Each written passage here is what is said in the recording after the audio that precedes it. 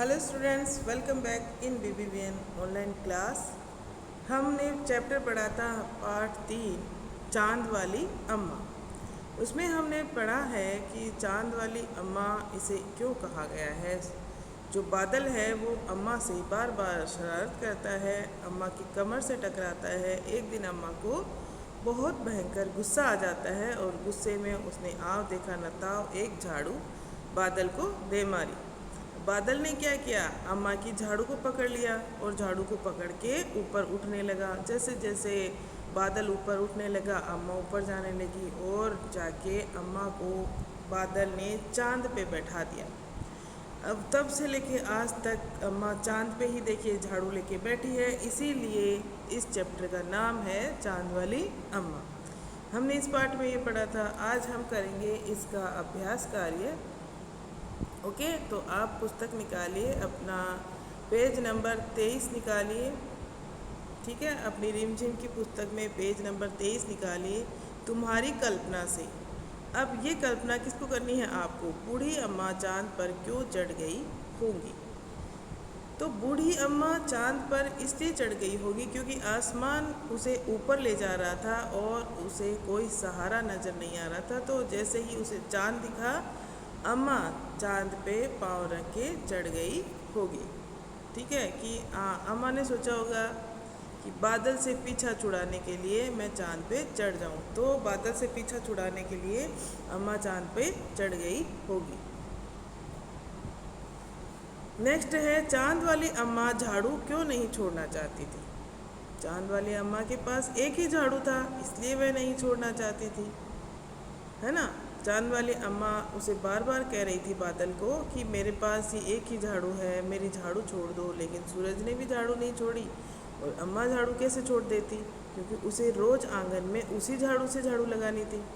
ठीक है, नेक्स्ट है, चित्रों को देखकर बताओ कि अम्मा के साथ कौन कौन रहता होगा। हमने उनमें चित्रों में देखा था कि अम्मा के साथ एक बिल्ली थी और कुछ चिड़िया कबूतर ये थे और अम्मा के साथ कोई नहीं रहता था, है ना। आसमान बार बार आकर अम्मा की कमर से क्यों टकराता था, क्यों टकराता था बताइए। हाँ बिल्कुल सही, आपको पता ही है, हमने पढ़ा था चैप्टर में। आसमान क्यों टकराता था अम्मा की बार बार कमर से, क्योंकि आसमान को शरारत करनी थी। अम्मा के साथ क्या करनी थी, शरारत मस्ती करनी थी, इसलिए। ठीक है, नेक्स्ट देखिए, रूठना मनाना।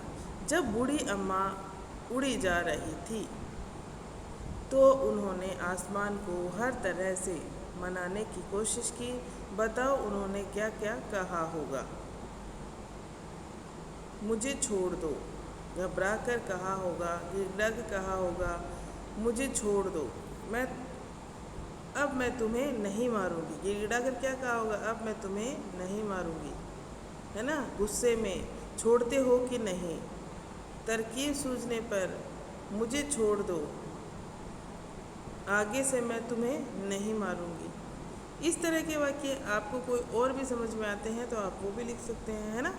इस तरह से हम करेंगे। मैं आपको अभी ये सिर्फ समझा रही हूँ, ये PDF इसकी भेजूँगी, उसमें से देख के ही आपको प्रश्नों के उत्तर करने हैं। और जो रिक्त स्थान है, रिक्त स्थानों की पूर्ति जो करनी होती है, वो जिस तरह से मैं आपको बता रही हूँ आप अपनी भाषा में भी उनको लिख सकते हैं, लेकिन वो चीज़ें गलत नहीं होनी चाहिए। ठीक है, आप अपनी तरफ से भी कुछ लिख सकते हो। ऐसा नहीं है कि जो मैम ने बता दिया वही लिखेंगे, कोई रटने वाली बात ही नहीं है, सिर्फ समझने वाली बात है। देखिए, घूरना एक शब्द होता है। घूरना, जब हम लगातार किसी को देखते रहते हैं, एक टक देखते हैं, आंखों से लगातार देखते हैं बिना पल के झपकाए, उसे कहते हैं घूरना। अम्मा उसे घूर कर देखती तो आसमान थोड़ा हट जाता। जब हमको कोई घूर कर देखता है, कई बार गुस्सा आने पे हम कोई बदमाशी की शरारत करते हैं तो मम्मी घूर के देखती है, टीचर भी घूर के देखती है, उस वक्त हम घबरा जाते हैं और वो काम करना बंद कर देते हैं। इसीलिए आसमान भी थोड़ा सा घबरा गया, डर गया था अम्मा से और वह थोड़ा पीछे हट गया। कब कब ऐसा होता है जब तुम्हें कोई घूर कर देखता है। जैसे मेरा दोस्त मुझे घूर कर देखता है जब मैं उसका मजाक उड़ाता हूँ। मेरे पिता घूर कर देखते हैं जब मैं शैतानी करता हूँ। मेरे शिक्षक घूरकर देखते हैं जब मैं कक्षा में ज़्यादा बातें करता हूँ। मेरी बहन मेरा भाई मुझे घूरकर देखते हैं जब मैं उनकी चीज़ों से खेलता हूँ। कुछ भी हो सकता है, यहाँ पे आप चेंज भी कर सकते हो वाक्य। इस तरह से आप यहाँ पे रिक्त स्थानों की पूर्ति कर सकते हो। और आपको नहीं करना आए तो मैं PDF भेजूँगी, उसमें से आप देख के कर लेना। ओके स्टूडेंट्स, कोशिश किया करो खुद करने की। दम लगा के आयशा। दम लगा के आयशा हम कब बोलते हैं? जब हम किसी चीज़ को खींचते हैं, ज़ोर से हम किसी चीज़ को खींचते हैं। जैसे रस्सा कसी का खेल हम खेलते हैं तब करते हैं। रस्सा कसी के खेल में दो टोलियों के बीच खूब खींचातानी होती है। कुछ और खेलों के नाम लिखो जिसमें दो टोलियाँ खेलती है। दो टोलियाँ बहुत से खेलों में खेलती है। किस किस में खेलती है बताइए आप? खो खो में दो टोलियाँ होती है, और कबड्डी में दो होती है, क्रिकेट में दो होती है। बहुत से गेम हैं जिनमें अधिकतर खेलों में दो टोलियाँ ही होती हैं। हमेशा दो टोलियाँ नहीं, दो टीम। टोलियाँ यहाँ पे किसको कहा गया है? टीम को। तो हम कितने अधिकतर गेम खेलते हैं? दो टीम में डिवाइड करके ही खेलते हैं ना। एक टीम वाले गेम बहुत कम होते हैं। ठीक है, तो आप उन गेम्स के नाम लिख देना। इनके अलावा भी आप गेम्स के नाम लिख सकते हो। साफ सफाई। घर की सफाई करने के लिए किन किन चीज़ों का इस्तेमाल होता है? देखिए, ये आपको लिखने के लिए नहीं है, बस समझने के लिए है। घर की सफाई करने के लिए आप किन किन चीज़ों का इस्तेमाल करते हैं? फिनाइल का इस्तेमाल करते हैं, पानी का इस्तेमाल करते हैं, है ना। और भी कई डिटर्जेंट का इस्तेमाल करते हैं, हार्पिक का इस्तेमाल करते हैं घर की साफ़ सफाई करने के लिए। बहुत सी चीज़ें ऐसी हैं आपके घर में, अगर इनके अलावा कोई चीज़ है तो आप उसका भी नाम यहाँ पे सोचना है, बस आपको लिखना नहीं है कहीं पे भी। किन किन मौक़ों पर तुम्हारे घर का सारा सामान हटाकर खूब ज़ोर शोर से सफाई होती है? अब नाम याद आया आपको? कौन से मौके पे ऐसा होता है बताइए ज़रा। जी हाँ, दिवाली और होली दो ऐसे त्यौहार होते हैं जब हम पूरे घर की साफ़ सफाई पूरे ज़ोर शोर के साथ करते हैं। घर में रंगाई पुताई भी करते हैं, पूरे घर का सामान खाली करते हैं, फिर उसकी साफ़ सफाई करते हैं, घर की सफाई करते हैं, सामान की सफाई करते हैं, उसके बाद ही उसमें वापस सामान को रखते हैं, है ना। ये मौके ख़ास क्यों हैं? ये मौके ख़ास क्यों हैं? क्योंकि ये हमारे धार्मिक त्यौहार हैं, इनसे जुड़ी हुई धार्मिक कथाएं हैं, और हमारे धर्म से हमारा जो विश्वास है, इसी अटूट विश्वास होने के कारण ये मौके क्या होते हैं? ख़ास होते हैं। सफाई के काम से जुड़े हुए शब्द सोचो और लिखो। जैसे झाड़ना, बुहारना, इस तरह के शब्द होते हैं, वो आपको सोच सोच के लिखने हैं। अगर आप लिख सको तो बहुत अच्छी बात है, नहीं लिख सको तो PDF में से देख के लिख लेना, ठीक है। काम कौन करता है? बूढ़ी अम्मा अकेली रहती थी, उन्हें घर का सारा काम अकेले ही करना पड़ता होगा। उन कामों की सूची बनाओ जो उन्हें सुबह से शाम तक करने पड़ते होंगे। यह भी बताओ कि तुम्हारे घर में ये काम कौन करता है। अब यहाँ पे जो रिक्त स्थान दिए हुए हैं, यहाँ पे आपको भरने हैं बूढ़ी अम्मा के काम सुबह से शाम तक। जैसे झाड़ू लगाना, फिर यहाँ पे लिख देना पानी भरना, और खाना बनाना, बर्तन साफ़ करना, ये वाले काम वो, क्योंकि सारे घर का काम बूढ़ी अम्मा अकेली रहती थी इसलिए खुद ही करती थी। और ये सारे काम तुम्हारे घर में कौन करता है? मम्मी करती है, ताई जी करती है, दीदी करती है, कौन करता है वो आपको बताना है, ठीक है। यहाँ पे आप लिख देंगे अधिकतर काम कौन करता है? मम्मी ही करती है। तुम कौन से काम करते हो? अपने कामों के बारे में बताओ। अब आपको बताना है घर के काम और बाहर के काम।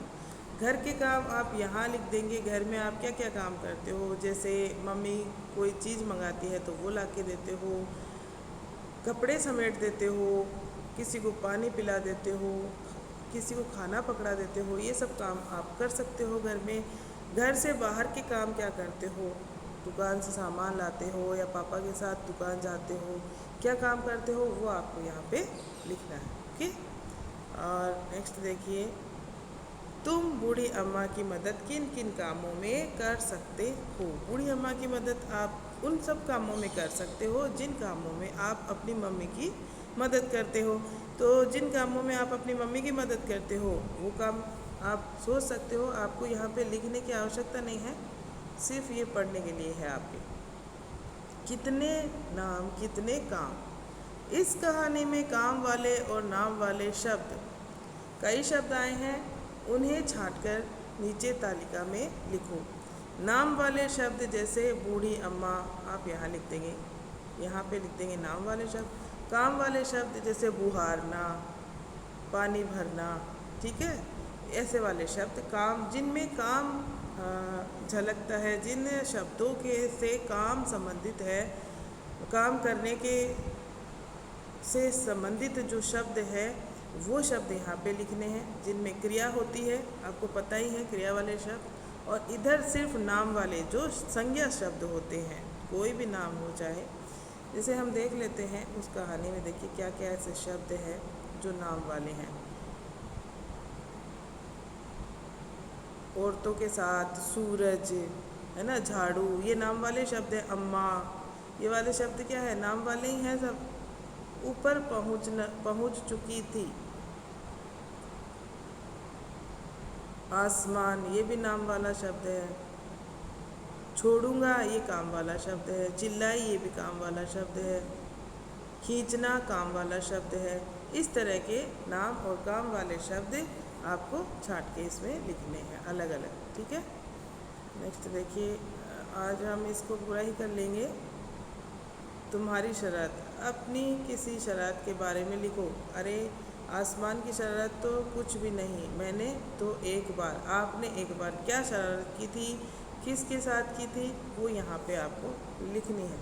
लिखना, क्योंकि शरारत तो आप सभी करते हैं, यहाँ पे लिख देना आपने एक बार क्या शरारत की थी और किसके साथ की थी। अपने फ्रेंड्स के साथ, अपनी मम्मी के साथ, या अपनी दीदी के साथ, किसके साथ शरारत की थी, या अपने किसी पड़ोसी के साथ। ओके स्टूडेंट्स, तो ये मैं आपको PDF भेजूँगी, तब आप अगर जो चीज़ें नहीं आती है तो उसमें से देख के कर लेना। तब तक आप अपने जो फिल इन द ब्लैंक्स खुद मन से करने हैं वो आप इसमें बुक में करेंगे।